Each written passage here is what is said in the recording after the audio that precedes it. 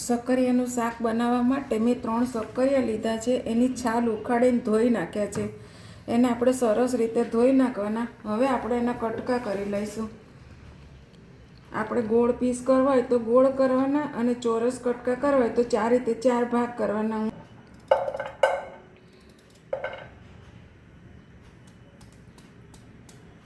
અને ચોરસ કરવા હોય તો આ રીતે કરવાના, ગોળ કરવા હોય તો આ રીતે કરવાનું. બંને રીતે બતાવી દઉં.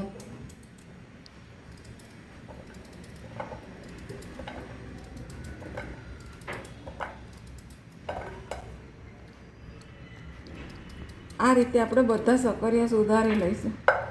આ કટકા કરી લીધા છે. હવે આપણે આનો વઘાર કરી લઈશું. હવે આપણે શાકને વઘારી લઈએ. તેલ મૂકી દઈશું. તેલ આવી ગયું છે.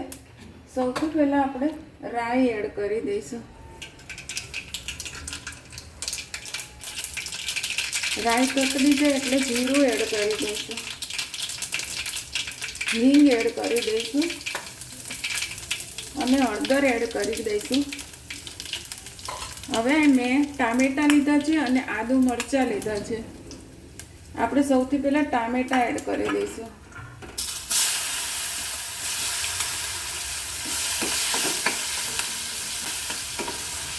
આદુ મરચાં પણ એડ કરી દઈશું. 2 મરચાં લીધા છે અને 1 ઇંચ આદુનો ટુકડો લીધો છે.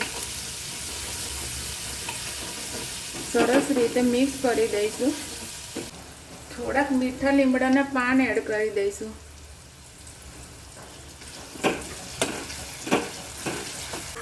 આપણે જે સક્કરિયા સુધાર્યા હતા એ પણ એડ કરી દઈશું.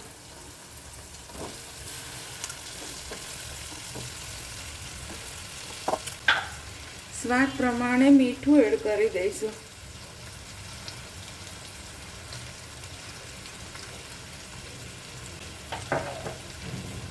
ફરીવાર આપણે સરસ રીતે મિક્સ કરી લઈશું. સરસ રીતે મિક્સ થઈ ગઈ છે. હવે આપણે આની ઉપર થાળી મૂકી દઈશું. થાળી ઉપર આપણે પાણી મૂકવાનું છે જેથી કરીને અંદર સરસ ચડી જાય તેલમાં. આપણે હવે આને થોડી વાર ચડવા દઈશું, પછી ચેક કરી લઈશું. જોઈએ આપણે.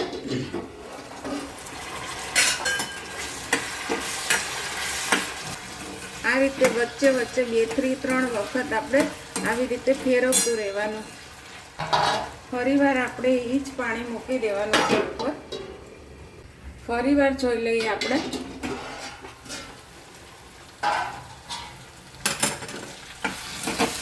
મિક્સ કરી લઈશું. થોડુંક ચેક કરી લઈએ. 80% જેટલા ચડી ગયા છે. હવે આપણે આની અંદર બીજા મસાલા કરી લઈશું.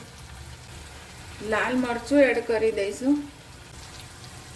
ધાણા જીરું પાવડર, થોડો ગરમ મસાલો એડ કરી દઈશું. સરસ રીતે મિક્સ કરી લઈશું. સરસ મિક્સ થઈ ગયું છે અને મસાલા પણ ચડી ગયો છે. હવે આપણે આની અંદર થોડુંક પાણી એડ કરશું.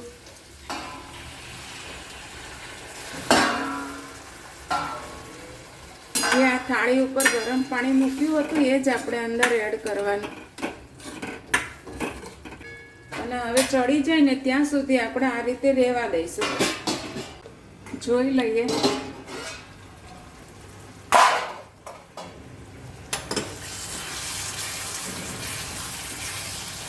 ચેક કરી લઈએ. આપણું સરસ સક્કરિયાનું શાક ચડી ગયું છે. હવે આપણે જેટલો રસો જોતો હોય એટલું આ ગરમ પાણી એડ કરી દેવાનું અને એટલો રસો કરી લેવાનો.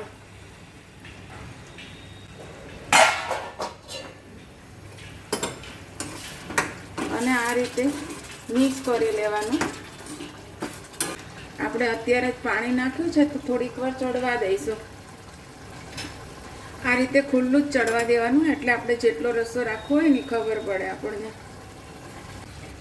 આપણો સરસ મજાનો ઘાટો રસો થઈ ગયો છે, જોઈ શકો છો. હવે આપણે આની અંદર કોથમીર એડ કરી દઈશું.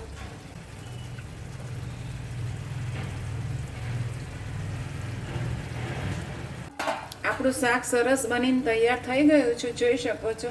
હવે આપણે ગેસ બંધ કરી દઈશું અને ઢાંકીને રહેવા દઈશું.